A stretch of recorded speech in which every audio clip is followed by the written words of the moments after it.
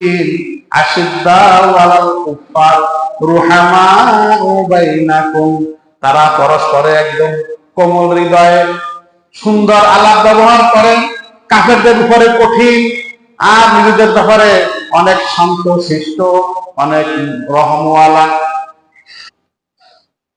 আল্লাহ আরো বলেন রুহামাউ বাইনাকুম তারাহুম রুকআন সুজদান ইয়াবতাগুনা ফাদলাম মিনাল্লাহ। তুমি দেখবে তাদেরকে রুকআন, রুকু অবস্থায় আছে, বলেন সুবহানাল্লাহ। সুজদান, সেজদা অবস্থায় আছে সাহাবায়ে। তুমি তাদেরকে দেখবা সাহাবীরা কখনো রুকুতে আছে, কখনো সেজদা অবস্থায় আছে। ইয়াবতাগুনা ফাদলাম মিনাল্লাহ, তারা আল্লাহ পাকের রেজামন্দি সন্তুষ্টি অর্জন করতেছেন। সীমাহুম ফি উজুহিহিম মিন আসারিস সুজুদ, তাদের কপালে দাগ আছে, সিজদার দাগ আছে। বলেন সুবহানাল্লাহ। এই কথাগুলি কার বলেন? এই কথাগুলি কার? আল্লাহ, কোরআনের কথা। যে হাদিস না, গল্প না, ইতিহাস না, এটা কোরআনের কথা। দেখেন আল্লাহ পাক কত খুশি হয়ে গেছে সাহাবীদের উপরে। সাহাবীদের গুণাগান কোরআনের মধ্যে আল্লাহ বর্ণনা করতেছেন। সাহাবীরা কেমন, এদের হৃদয় কেমন, এদের আমল কেমন, এদের ঈমান কেমন, ঈমানের বর্ণনা, আমলের বর্ণনা, সাহাবীদের গুণগান আল্লাহ তাআলা কোরআনে কারীমের মধ্যে সুন্দর করে বলেছেন। বলেন সুবহানাল্লাহ। সেই সাহাবীদের সম্পর্কে কথা বলা কি মনে করেন কি চারটিখানি ব্যাপার? সাংঘাতিক ব্যাপার। মুনাফিক ছাড়া কাফের ছাড়া কখনো সাহাবীদের ব্যাপারে আঙ্গুল তুলতে পারে না, যে সমালোচনা করতে পারে না। তো হাসান স্ত্রী, সে তো সাহাবী। হাসান রাদিয়াল্লাহু স্ত্রী, সেও তো সাহাবী, সাহাবিয়া, মহিলা সাহাবী।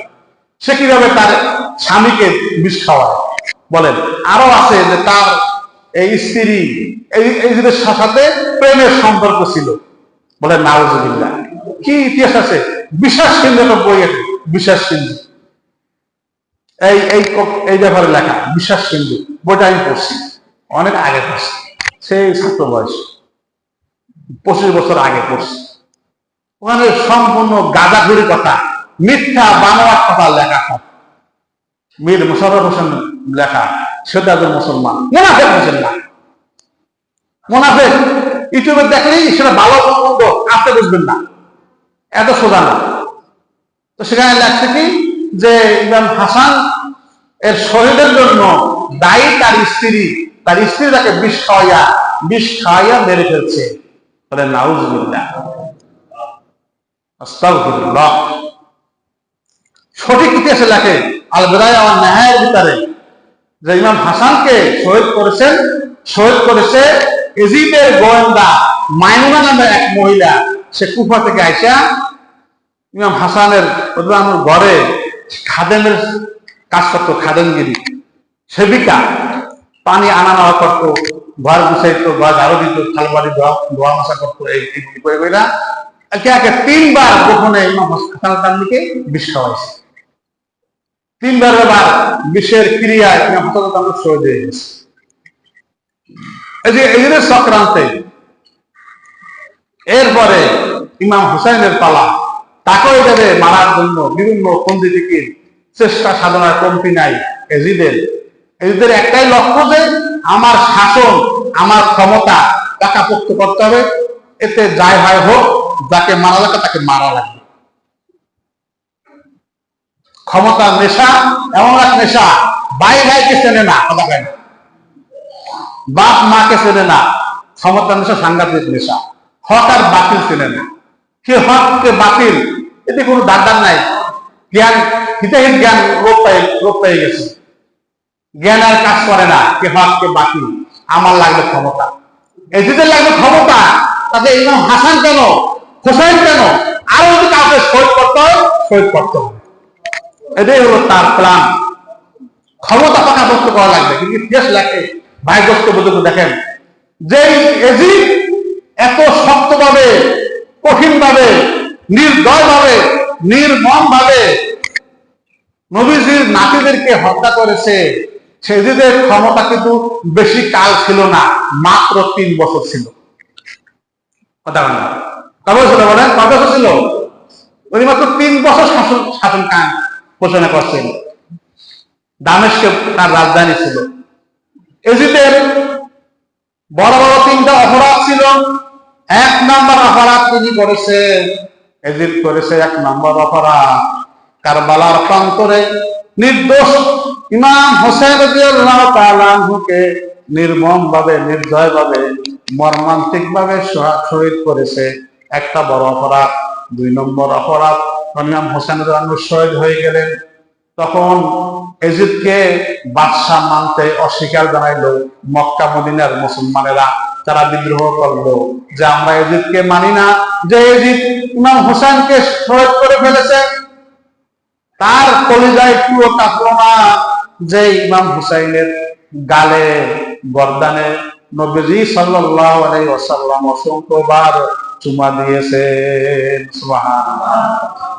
শুধু কি তাই, নবীজি নামাজ পড়তেছিলেন, ইমাম হাসান হোসেন 2 ভাই নবীজির কাঁধে উঠে, পিঠে উঠে খেলাধুলা করে। নবীজি নামাজ থেকে উঠে না, নামাজে সেজদাকে আরো দীর্ঘ করতেছে, লম্বা করতেছেন, যে না আমার নাতিরা আরো বেশিক্ষণ আমার উপরে থাকুক। সুবহানাল্লাহ। কারবালার ময়দানে যখন ইমাম হোসেন একা হয়ে গেছে, সবাই শহীদ হয়ে গেছে, আর কেউ নাই, তিনিও দুর্বল হয়ে গেছে যুদ্ধ করতে করতে, তখন তরবারি এভাবে সামনে দিয়ে তিনি ক্লান্ত শরীর নিয়ে বসে রয়েছে। এখন কাফেরেরা, মুসলমান মুনাফিকরা, এজিদের বাহিনী কেউ সাহস করে না পিছন দিক থেকে তরবারি আঘাত করবে। ইতিহাসে লেখছে ইমাম হোসেন রাদিয়াল্লাহু শরীরের মধ্যে 33টা বর্ষার আঘাত ছিল, 34টি তরবারির আঘাত ছিল। তো সীমার, পাষণ্ড সীমা, আল্লাহু আকবার। সে বলে যে আমি আগে ইমাম হোসেনকে উপরে তরবারি আঘাত করব, সে প্রথমে তরবারি আঘাত করবে। ওবায়দুল্লাহ ইবনে জিয়াদ কুফার গভর্নর, তার নির্দেশে এই হত্যাকাণ্ড সংঘটিত হয়। ইতিহাসে লেখে ওবায়দুল্লাহ ইবনে জিয়াদ, তার আব্বা ওবায়দুল্লাহ, সে ছিল জারজ সন্তান। কি ছিল বলেন? জারজ সন্তান ছিল। অর্থাৎ জারজ সন্তানের ছেলে হলো জিয়াদ। জারজ সন্তান না হলে কোনোদিনও একজন নবীর নাতি, শ্রেষ্ঠ নবীর নাতি সাহাবীর গায়ে আঘাত করবে, এটা সম্ভব ছিল না। দেখেন একটা ঘটনা আছে, আবু বকর রাহমাতুল্লাহ আলাইহি একবার কয়েকজন তার সাথীদেরকে নিয়ে